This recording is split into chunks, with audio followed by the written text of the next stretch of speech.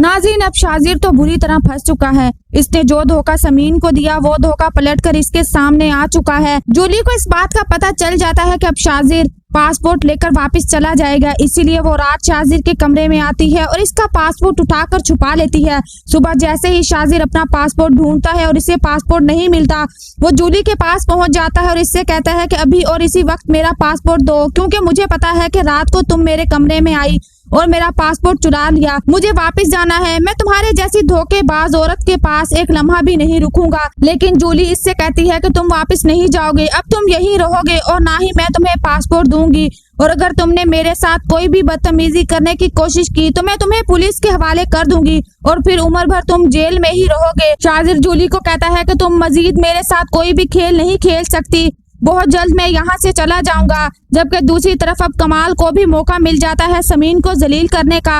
वो एक तरफ तो उष्ना को बेवकूफ बनाने की कोशिश कर रहा है और इसे अपने जाल में फंसा रहा है, दूसरी तरफ वो समीन को भी जलील करने का कोई मौका अपने हाथ से नहीं जाने देता। वो समीन को इस बात का एहसास दिलाने की कोशिश करता है कि तुम एक मिडिल क्लास लड़की हो और इस घर के रहने वाले लोगों का कोई मयार है, स्टैंडर्ड है, और तुम हमारे मयार के मुताबिक कोई भी फैसला नहीं कर सकती, इसलिए तुम इस घर के मामला से दूर रहो। कमाल की ये तमाम बातें इदरान का बाप सुन लेता है और इसी लम्हे वो कमाल को टोक देता है और कहता है कि मुझे लगता है तुम्हें इस घर के मामलात में बोलने की जरूरत नहीं। ये मेरे घर की बहू है और इसे हक है कि ये इस घर के फैसले करे, किसी दूसरे को इसके फैसले में दखल देने की जरूरत नहीं।